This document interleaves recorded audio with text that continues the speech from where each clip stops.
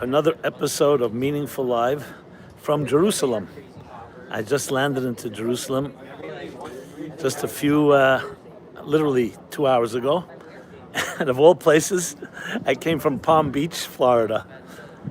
I flew out Saturday night, 11 p.m. flight from Miami International Airport, and here I am in Jerusalem, and sharing a few words with you.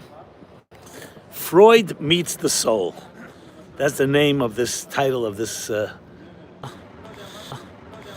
I'm only here for a day. I fly out tomorrow night, Monday late. I'll be flying out to Montreal. Yeah, pretty heavy schedule back and forth. A pretty heavy schedule. And so the reason I'm here, well, first in Palm Beach, I spent 9 days as a scholar in residence with the community of the Palm Beach Synagogue, a beautiful, beautiful community built by Rabbi Moshe and his dear wife, Dini Shiner, giving classes, programs, lectures, personal audiences, private meetings, and so on. Really great. And then flew here to the United States, to Israel, and I'll be speaking tomorrow night at the Great Synagogue in honor of Yutes Kislev, the 19th of Kislev. The 19th of Kislev is the anniversary of the liberation of the author of Tanya, the founder of Chabad Hasidus, Rabbi Shneur Zalman of Liadi, and it represents actually an event. It's called actually the Rosh Hashanah of Hasidus, an event that broke through the possibility of integrating spirituality, the soul of Judaism, integrating into our daily lives in a really revolutionary and comprehensive way. It will be streamed, this program that I'll be speaking, the lecture I'll be giving in the Great Synagogue. Also be honoring there one of the hostages that was released recently. And I'll be speaking about the very topic, and please tune in. We'll be posting the links to this live stream, and there I'll address and discuss the details of this special day and its personal relevance to us. And that's why I'm here. And then I'll be flying to Montreal and doing another lecture in Montreal. And it's interesting. I wrote an article a number of years ago. It was called The True Father of Psychology, or The Father of Psychology. So most people attribute the father of modern psychology to Sigmund Freud.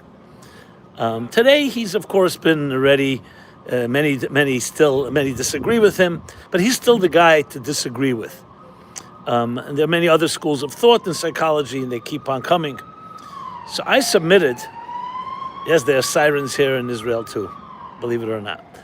So I submitted the suggestion that in fact, that the true father of psychology is not Freud. It's the Alter Rebbe, Rabbi Shneur Zalman. And let me explain to you why. Freud meets the soul. I would have loved to have a personal interview, personal lunch or dinner or drinks with Freud, compare notes, hear what this Jewish man has to say, hear about his Jewish mother. So Freud, of course, we know the essence of Freud's thinking is the id, the subconscious id, the self, the ego, the sexual pleasure principle, where everything is driven by me, me, me. And then there's an ego and a superego, which is superimposed, that helps us coexist with others. But still at the heart, if you're able to drill down at the human psyche, it's a selfish id. That's Freudian thinking. Obviously, it's more comprehensive and more nuanced than that.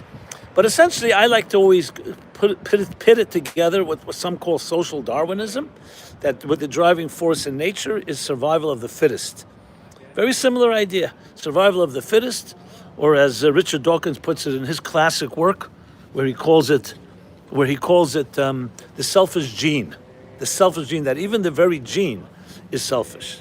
Just moving about here, if you don't mind, just to get good views here. Okay, the selfish gene. And that essentially is what many people today, I think it's probably the most prevalent Western way of thinking. Everything is discussed in terms of survival, the perpetuation of the species. That is the driving force. Everything from relationships, how we choose, sexual choices, how we survive, is all based on natural selection, which comes down to what will be the best way to perpetuate the species. Even altruism, even the noble parts of human nature in extreme social Darwinism and Freudian thinking is all part of self-preservation. Schopenhauer puts it, Arthur Schopenhauer, the great philosopher, puts it in even more stark terms that even love itself is just a trick that nature plays on us to get two people together in order to breed. There's nothing romantic about it. And humans have unfortunately evolved, you can say like a mutation. They became too intelligent. So they need romance, they need courtship, they need dating. But if you look at the animal world, breeding is breeding. Each one has their rituals, and that's the job. The idea of commitment, sanctity, these are all illusions of the mind, as I said, a mutation. By contrast, Rabbi Shneur Zalman, of course, based on Torah psychology, says love and sexuality is not driven by perpetuation of the species. It's driven by what the Bible says, what the Torah says. And that is that it's driven by the fact that we were created in the divine image, male and female. And they're two halves of one soul, soulmates. And then they were split into two, and that's why they seek out each other. They seek out each other. Just getting some of the extra noises and sounds of Israel here behind me.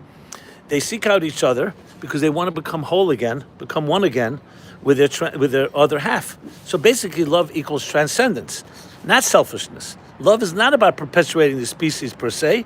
It's about a soul becoming more complete because it's connecting to something that allows it to become greater than itself. Perpetuation of the species is the blessing that results from that type of sacred union, and that's children. So it's interesting that it's actually according to Torah thinking, Torah psychology, that love is actually about the very romantic connection of two souls.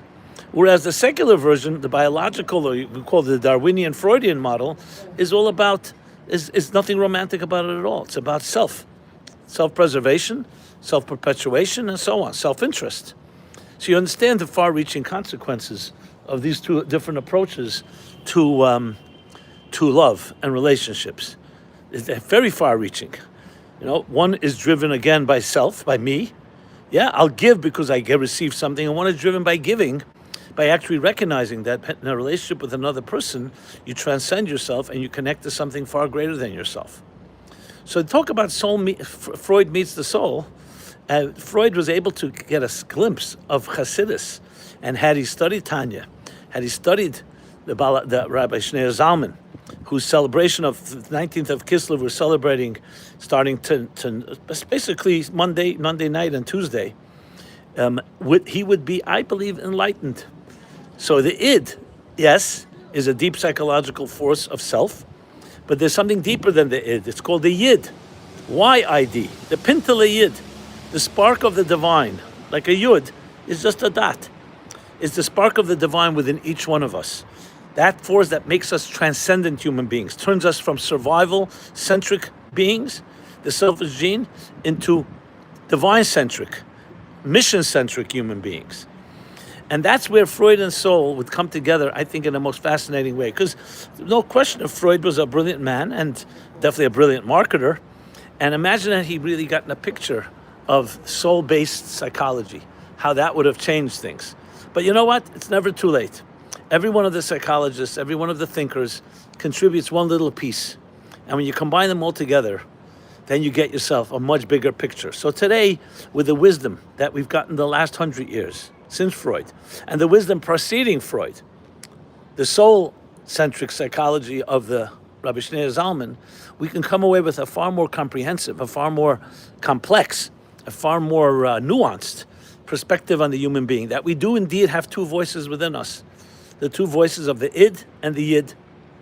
The story I often tell about Lucy coming home from school, and she's studying biology, the origin of our species, and she's all confused. So she asks her mother, where do we come from? Well, who is our ancestry? And her mother smiles, a beaming, warm smile, and she says, sit down. I've always been expecting this question, and I'm looking forward to this beautiful day. And she starts sharing with her where we originate from. We originate from the different ancestors we had, and she describes the ancestry coming. We had a grandmother that came from a small town in Poland, a grandfather from a city in Czechoslovakia. A few generations before that, we had a great-grandfather that wrote a very important work on Jewish law. The farther back we go, the better it gets. All the way back to Abraham, Isaac, Jacob, Sarah, Rivka, Rachel, Leah of the Bible. All the way back to Adam and Eve in the Garden of Eden, the first soulmates that were one that became split into two, as I mentioned. Okay, beautiful. What a beautiful ancestry. Her father comes home, Lucy's father, and she asks him the same question. Where do we originate from? And in stark contrast to his wife, her father says, "Oh, I've rued this day." His face becomes all ashen, becomes all disturbed. He says, "Sit down, brace yourself. Let me tell you. A few million years ago, our ancestry traces back to apes, primates. A few million years before that, amphibians that came out of the sea. The farther back we go to smaller celled animals, we go to bacteria, and finally to a ball of gas 12, 13 billion years ago. That's where we originate from." So Lucy, really confused, runs back to her mother and says, "Ma, I asked the same question to you and to Dad. You give me two different answers." Her mother smiles, gives a broad smile and says to her, "No, we both told you the truth. Your father told you about his side of the family, and I told you about my side of the family." So there you have it, my friends. The ultimate reconciliation between evolution and creationism. It depends which side of the family. We do have two voices within us. The Yutas Kislev message of the Rabbi Shneur Zalman is in the book of Tanya. We have two souls, a divine soul and an animal soul. Animal soul is driven by the id, by self-interest, by survival, by pleasure. The divine soul is driven by transcendence, by reaching, by longing, by reaching upward like a flame that's always flickering and restless, seeking purpose, seeking kindness, seeking love and light. And there's a battle raging between the two. A battle, like the battle that we read in the Torah portions, Esau and Jacob, the twin brothers. And the battle is not meant for one to win and one to lose, for one to be harnessed, to combine and join forces of the animal soul and the divine soul, harness the energy of the ego and of the id, and harness it by spiritualizing the material. And that's Freud meets soul. We have the best of both worlds. But the best of both worlds means not giving in to our carnal and to our hedonistic pleasures, but harnessing pleasure toward higher ends, toward something transcendent. May God bless each one of you here from the holy city of Jerusalem to do exactly that. That's what Jerusalem is called, especially the Temple Mount, the gate to heaven, the interface. Yes, the interface between heaven and earth, between matter and spirit, between determinism and indeterminism, between form and function, between soul and body. So blessings from this holy city and holy country, promised land. May it bring peace to people everywhere. And we all recognize that we're all indispensable notes in a divine cosmic symphony. God bless you all from Jerusalem. See you soon. From here, as I said, I go to Montreal and then back to New York. I'll see you one place or another in cyberspace that transcends all time and space. And this is the tremendous opportunity to be able to connect with you. And please plug in tomorrow evening. It'll be taking place around 7 p.m. Israel time, which means 12 noon Eastern time, 9 a.m. Western time zone, California, and everyone in their own time zone. We'll be sending out a link to my program, to my talk that I'll be delivering. As I said, it'll be a very emotional event as well. We're having one of the hostages there, and we'll share a few words with us. And I look forward to see you soon. Be blessed. This has been Simon Jacobson, meaningfullife.com. Please share this message if it was meaningful to you. Please subscribe to our offerings, to our YouTube channel, and please send me your feedback, your thoughts, your comments. Be well and be blessed. Thank you.